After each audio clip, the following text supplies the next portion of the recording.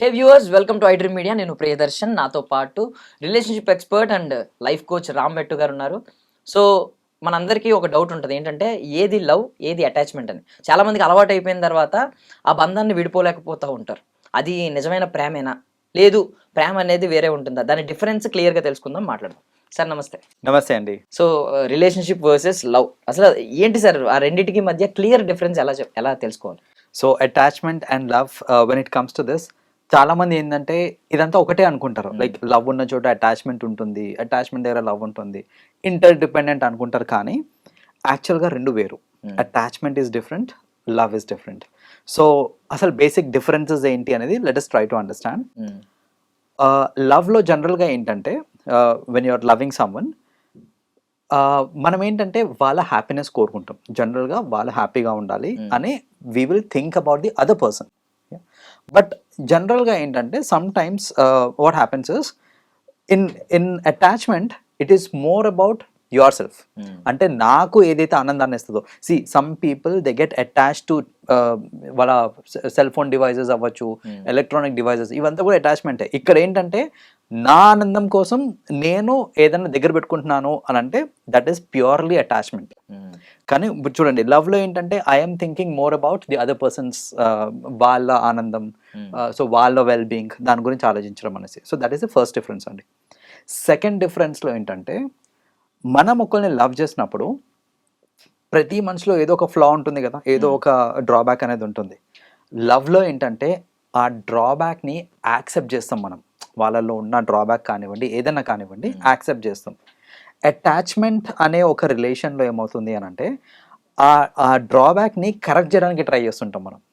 Right, for example ఇప్పుడు మనం చూస్తూ ఉంటాం, కొందరికి ఏంటంటే మెమరీ లాస్ బాగా ఎక్కువ, లైక్ ఊరికూరికనే మర్చిపోతూ ఉంటారు. సో ఒక వైఫ్ అండ్ హస్బెండ్ రిలేషన్షిప్లో జనరల్గా హస్బెండ్కి ఎన్నో పనుల వల్ల ఫర్ వాట్ ఎవర్ రీజన్స్ కొన్ని మర్చిపోతూ ఉంటారు. వాళ్ళిద్దరి మధ్యన లవ్ ఉన్నప్పుడు, లైక్ వైఫ్ అండ్ హస్బెండ్ మధ్యలో లవ్ ఉన్నప్పుడు వైఫ్ అది అర్థం చేసుకుంటుంది. ఏంటంటే సరే ఎన్నో పనులు ఉన్నాయి కదా, అందులో ఇది మర్చిపోయాడులే అని అర్థం చేసుకొని ఎక్కువగా ఏం మందలించకుండా, లేకపోతే అలా యాక్సెప్ట్ చేశారు అని అంటే దట్ ఈస్ ప్యూర్ లవ్ అండి. అలా కాకుండా నీకు ఆ మాత్రం గుర్తుండదా, ఇంకా ఎన్నిసార్లు చెప్పాలి నీకు అని ఇలాంటి ఏదైనా బిహేవియర్ వచ్చింది అనుకోండి, that is a sign of attachment, not a sign of love.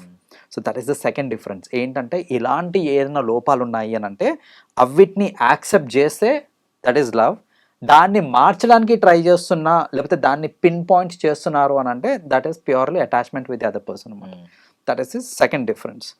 The other difference, ఈ లవ్కి ఇంకా దీనికి అదర్ డిఫరెన్స్ ఏంటంటే ఒక two people when they are in love, వాళ్ళు దగ్గర ఉన్నప్పుడే కాదు, వాళ్ళు దూరంగా ఉన్నా కూడా they will feel that connect అనమాట. ఆ సెన్స్ ఆఫ్ కనెక్ట్ అనేది మనకి తెలుస్తుంది. సో ఒక్కొక్కసారి ఏంటంటే ట్రావెల్ చేస్తూ ఉంటారు ఫర్ డిఫరెంట్ రీజన్స్, ఆఫీస్ పని మీద అవుట్ ఆఫ్ స్టేషన్ వెళ్ళటం కానివ్వండి. సో అట్లా వాట్ ఎవర్ రీజన్స్, మన లవ్డ్ పర్సన్ కనుక ఒకవేళ అవుట్ ఆఫ్ స్టేషన్ అట్లా మనకి దూరంగా వెళ్ళినప్పుడు ఏంటంటే వీ విల్ అండర్స్టాండ్ అండ్ ఆ కనెక్ట్ అనేది ఇంకా ఫీల్ అవుతాం. మనం మిస్సింగ్ ఫీలింగ్ అనేది రాదనమాట, కనెక్ట్ అనేది ఫీల్ అవుతూ ఉంటాం. మనతోటే ఉన్నారు, కొన్ని రోజులకు మాత్రమే బయటికి వెళ్ళారు అనే ఫీల్ ఉంటుంది. అలా కాకుండా వెళ్ళినప్పటి నుంచి రెస్ట్లెస్గా ఫీల్ అయిపోయి ఇన్సెక్యూరిటీ ఫీలింగ్ వచ్చింది అనుకోండి, లేడు నా దగ్గర, లేకపోతే ఆ అమ్మాయి నా దగ్గర లేదు, ఎక్కడుందో, ఎవరితోటి ఉందో అనే ఇట్లాంటి ఇన్సెక్యూరిటీస్ వస్తూ ఉంటాయి అనమాట. That is a pure sign of attachment అనమాట. సో లవ్లో ఏంటంటే మన వాళ్ళు అనుకున్నప్పుడు వాళ్ళు దూరంగా ఉన్నా కూడా ఆ కనెక్షన్ అనేది ఇంటాక్ట్ ఉంటుంది, మనకి నమ్మకం ఉంటుంది, and it is more of that. But ఇక్కడ ఏంటంటే it is more of insecurity feeling వచ్చేస్తుంది. అండ్ ది లాస్ట్ డిఫరెన్స్ ఏంటంటే జనరల్గా వెన్ వి లవ్ సమ్వన్, వాళ్ళకి ఇవ్వాల్సిన ఇండిపెండెన్స్, వాళ్ళ ఇండిపెండెన్స్కి మనం ఇచ్చే రెస్పెక్ట్ అనేది ఖచ్చితంగా ఉంటుందన్నమాట. సో మనతో పాటు ఎవరైతే ఉన్నారో వాళ్ళకి ఆ ఫీలింగ్ వస్తుంది అనమాట, like you know I'm an independent person, నాకు కావాల్సింది నేను చేయగలుగుతున్నాను అనే ఒక ఇది ఉంటుందన్నమాట. అఫ్కోర్స్ దానికి కూడా లిమిటేషన్స్ అనేది ఉంటుంది.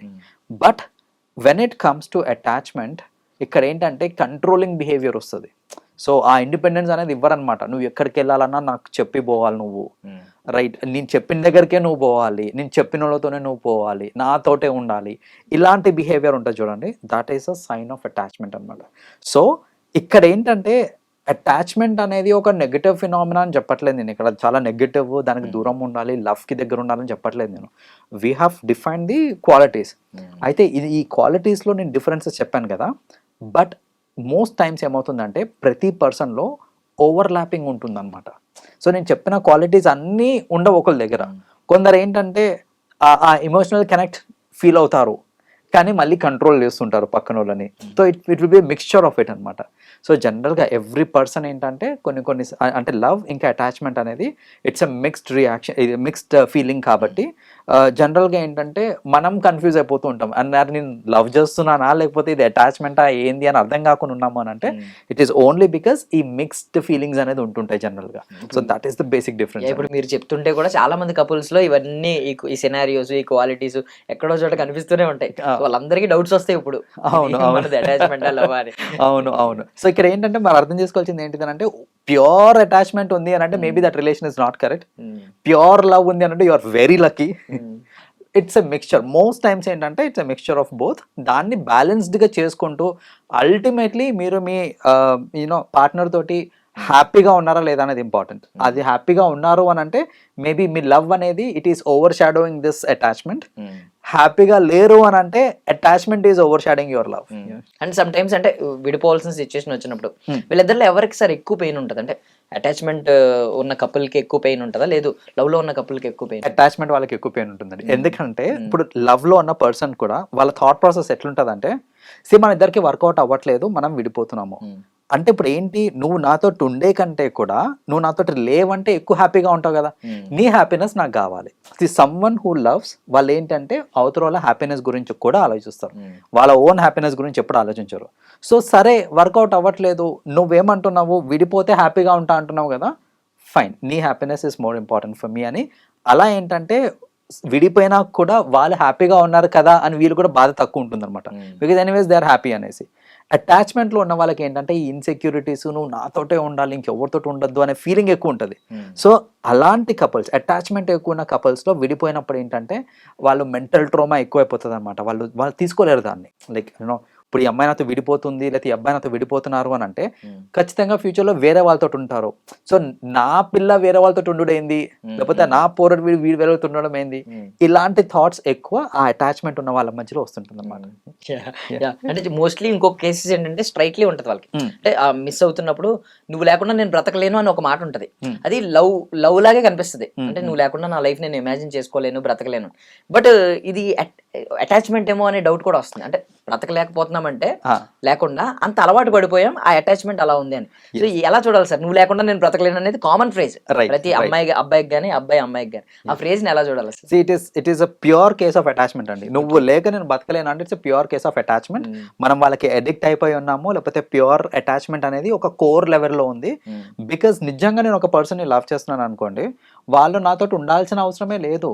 వాళ్ళు ఎక్కడున్నా, వాళ్ళు నాతో ఉన్నా లేకపోయినా నేను ఒక పర్సన్ని లవ్ చేస్తున్నాను అంటే that love is going to stay forever until I die.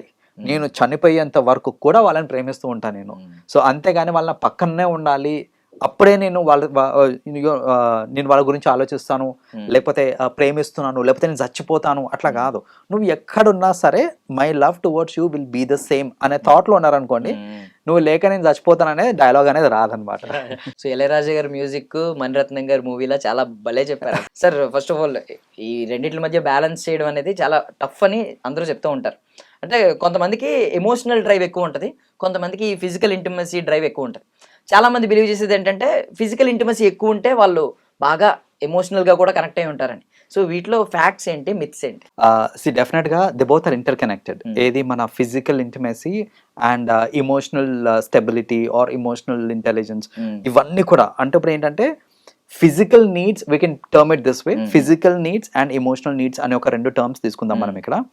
ఈ రెండు కూడా ఇంటర్ కనెక్టెడ్. అండ్ ఏంటంటే ఫిజికల్ నీడ్స్ సాటిస్ఫై అయినప్పుడు emotionally we're good, emotional needs కూడా సాటిస్ఫై అవుతాయి. Vice versa, emotional needs satisfy అయినప్పుడు ఫిజికలీ కూడా మనం ఫిట్నెస్ అనేది మెయింటైన్ చేయొచ్చు అనమాట. సో చాలా మంది ఏంటంటే ఈ రెండింటిని కొంచెం ఇండిపెండెంట్ ఎంటిటీస్ కింద చూస్తుంటారు అనమాట. లైక్ ఫిజికల్ నీడ్స్ అంటే ఓన్లీ ఫిజికల్ అలా అనుకుంటారు, బట్ ఆ కనెక్షన్ అనేది ఆల్వేస్ ఇట్ ఈస్ దేర్ అనమాట. వైస్ వర్సా కనెక్షన్స్ ఉంటాయి రెండింటికి. సో బేసిక్గా ఇప్పుడు ఫిజికల్ నీడ్స్ అనగానే ఒక చిన్న ఎగ్జాంపుల్, చాలా మంది ఏంటంటే ఫిజికల్ నీడ్ అనగానే ఫస్ట్ వాళ్ళకి గుర్తుకొచ్చేది ఏంటిది అని అంటే సెక్షువల్ నీడ్ అని అనుకుంటారు. బట్ ఫిజికల్ నీడ్లో it is just not about sexual need. Physical నీడ్లో it can be more about మనం తీసుకునే ఫుడ్ అవ్వచ్చు, like so that's a physical need to maintain your bodily functions. So food అవ్వచ్చు, మన exercising అవ్వచ్చు, ఫిజికల్ వెల్బీయింగ్ ఏదైనా hygiene కావచ్చు, ఇవన్నీ కూడా మనకి ఫిజికల్ నీడ్స్ కిందకి వస్తాయి. అందులో ఒకటి sexual activity. So sexual needs కూడా ఏంటంటే it's a part of physical need. So and emotional నీడ్స్కి వచ్చేసరికి ఏంటంటే ఆ మెంటల్ కామ్నెస్ ఏదైతే ఉంటుందో, అది సెన్స్ ఆఫ్ సెక్యూరిటీ ఏదైతే ఉంటుందో అది కూడా మనకి ఫిజికల్ ఎమోషనల్ నీడ్స్ కిందకి వస్తుంది. మన కంపానియన్షిప్ ఏదైతే ఉంటుందో, లైక్ చుట్టుపక్కల సోషల్ లైఫ్, ఇవన్నీ కూడా ఏంటంటే మనకి ఇమోషనల్ దీనికి పనికొస్తుంది అనమాట, ఇమోషనల్ నీడ్స్ కింద. So how they are interdependent అని అంటే, someone who is having the physical drive, like physical నీడ్స్ని సాటిస్ఫై చేసుకుంటారో, టైమ్లీ సాటిస్ఫై చేసుకుంటారో, వాళ్ళు మెంటలీ చాలా హెల్దీగా ఉంటారండి. వాళ్ళకి స్ట్రెస్ తక్కువ ఉంటుంది. సో మెంటలీ హెల్దీగా ఉంటారు. వాళ్ళ డిసిషన్ మేకింగ్ కానివ్వండి, వాళ్ళ థాట్ ప్రాసెస్ కానివ్వండి, ఇవన్నీ కూడా స్మూత్గా జరుగుతూ ఉంటాయి. ది అదర్ వే రౌండ్, నాకు there is someone who is emotionally supporting me all the time. నాకు ఏ బాధ వచ్చినా సరే నేను చెప్పుకుంటున్నాను, నా ఇమోషన్స్ని నేను కంట్రోల్లో పెట్టుకోగలుగుతున్నాను because of people around me. ఇలాంటప్పుడు ఏమవుతుంది అంటే ఆబ్వియస్లీ నా ఫిజికల్ ఫిట్నెస్ కూడా ఎన్హాన్స్ అవుతుంది. లైక్ నాకు జబ్బులు రావడం ఇలాంటివన్నీ జరగవు. సో బేసిక్గా ఈ రెండు ఇంటర్ కనెక్టెడ్ కాబట్టి what we have to understand is, ఈ రెండు ఇంటర్ కనెక్టెడ్. ఒట్టు ఫిజికల్ ఫిట్నెస్ మీద, ఒట్టు ఫిజికల్ నీడ్స్ మీద మీరు ఫోకస్ చేస్తున్నారు అని అంటే still your life will not be happy. Only emotional needs గురించి మీరు ఆలోచిస్తున్నారంటే your life will not be happy. And most often దేని మీద ఫోకస్ అవుతుంది అని అంటే, జనరల్గా 80% టైమ్స్ ఫిజికల్ నీడ్స్ మీద మన ఫోకస్ ఎక్కువ ఉంటుంది దాని ఇమోషనల్ నీడ్స్. దానికి ఒక సైంటిఫిక్ రీజన్ కూడా ఉంది. రీజన్ ఏంటంటే, మన ఫిజికల్ నీడ్స్ ఏవైతే ఉంటాయో అవన్నీ it creates a sense of emergency అనమాట. సపోజ్ నాకు ఆకలిస్తుంది, ఇట్స్ అ ఫిజికల్ నీడ్. నాకు ఫుడ్ అనేది ఒక ఫిజికల్ నీడ్. నాకు ఆకలిస్తుంది అని అంటే నేను రేపటిదాకా పోస్ట్పోన్ చేయను. తినడం అనేది ఇప్పుడు అవ్వాల్సిందే నాకు. సో నేను I can't postpone this. But emotional need ఒకటి ఉంటుంది. ఫర్ ఎగ్జాంపుల్, నాకు ఏదో ప్రాబ్లం ఉంది, నేను ఎవరికో చెప్పుకోవాలనుకుంటున్నాను. నేను ఈ రోజు కాకపోతే రేపు చెప్పుకుంటా, ప్రాబ్లం లేదు. I can wait, I can delay. So అక్కడ ఏమవుతుందంటే, ఇది డిలే చేసే ఒక లగ్జరీ ఇమోషనల్ నీడ్స్కి ఉంది కాబట్టి చాలామంది ఏం చేస్తారంటే దీన్ని మొత్తానికే పోస్ట్పోన్ చేయటము, లేకపోతే postponing for too long, so much so that it creates an impact, negative impact అనమాట.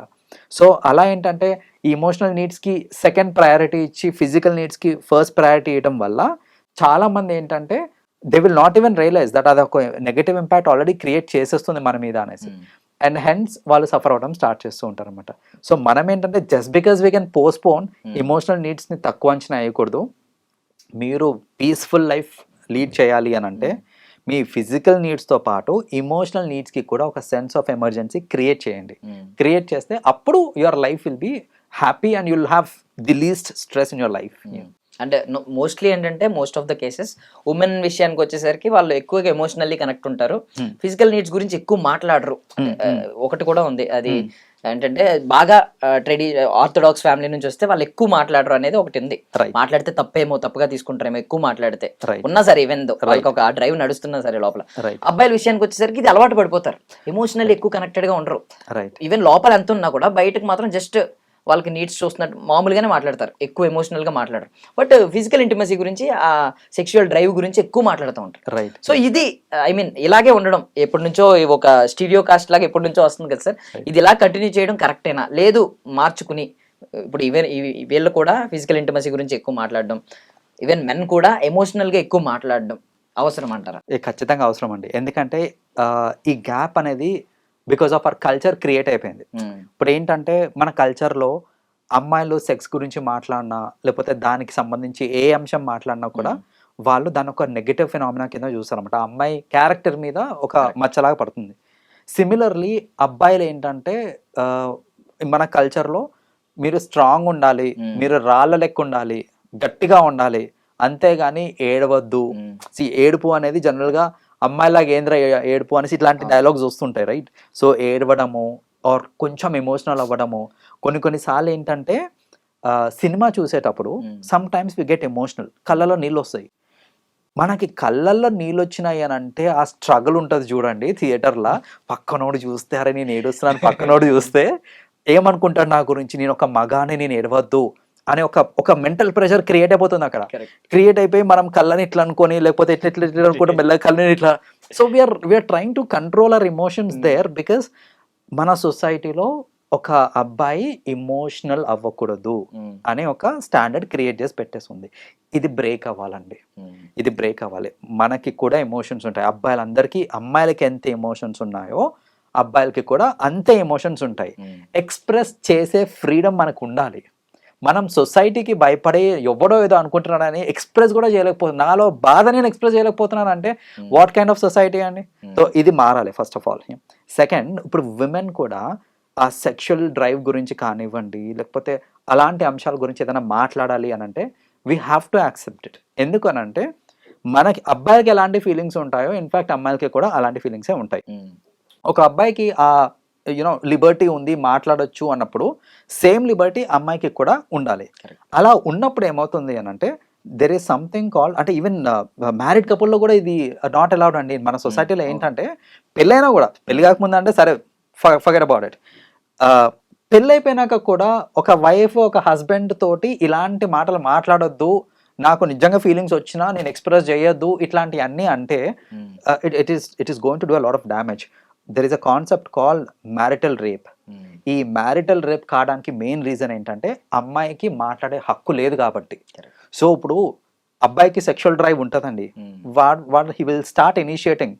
సో ఇనిషియేట్ చేసినప్పుడు ఒక అమ్మాయికి ఇప్పుడు ఆ టైంకి she's not in mood all, she's having some other work అవ్వచ్చు, లేకపోతే psychologically she's not prepared for having sex for that particular moment అనేసి అనుకోండి. అలాంటప్పుడు she should tell, right?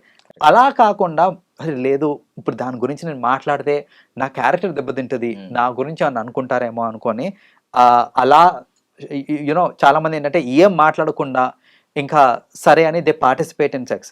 That is nothing but it's a marital rape. So అది అవుతుంది అని అంటే only because of not having the Liberty to talk about sex. So అది కూడా ఖచ్చితంగా మారాలండి. సూపర్, అంటే మంచి పాయింట్ వచ్చింది మ్యారిటల్ రేప్ గురించి. అంటే మోస్ట్లీ మీరు చెప్పింది నిజం. ఇప్పటికీ కూడా ఏంటంటే ఉమెన్ ఒకవేళ ఇనిషియేట్ తీసుకోకుండా ఎలా అంటే జస్ట్ వాళ్ళు కొత్త డ్రెస్ వేసుకుని దగ్గరికి రావడం, లేదంటే నైట్ వేర్ వేసుకుని రావడం, కొంచెం వాళ్ళని ట్రిగర్ చేయడం, ఇలా ఇనిషియేట్ తీసుకుంటారు. కానీ అబ్బాయి అయితే డైరెక్ట్ వెళ్ళి అమ్మాయి దగ్గర ఇనిషియేట్ తీసుకుంటాడు. రైట్, ఇంకా ఉండిపోయింది ఆ బ్రిడ్జ్, ఆ బ్యారియర్ వాళ్ళ. అది ఖచ్చితంగా that gap should be filled అండి. థ్యాంక్ యూ అండి, thank you so much for your valuable time. Most welcome. And for more videos, please subscribe to iDream. Please subscribe to iDream. Please subscribe iDream. And please subscribe to iDream. For more videos, subscribe to iDream. please like, share and subscribe to the channel. Congratulations, iDream. Subscribe to iDream. Subscribe to iDream. So subscribe to iDream Media. iDream ki iDream team andarki huge congratulations. Please subscribe iDream Media. Please subscribe to iDream. Subscribe iDream. Please subscribe to iDream. iDream అంటే నా కళల channel subscribe చేసుకున్న నోరు తిరుగుతలేదు, మీరైతే గంట గుర్తు కొట్టండి. For more such videos, please subscribe to iDream. Subscribe to iDream. Please subscribe to iDream. Please subscribe iDream Media. Please do subscribe to iDream. Please subscribe to iDream Media. For best entertainment and information, please subscribe iDream. And don't forget to subscribe to iDream.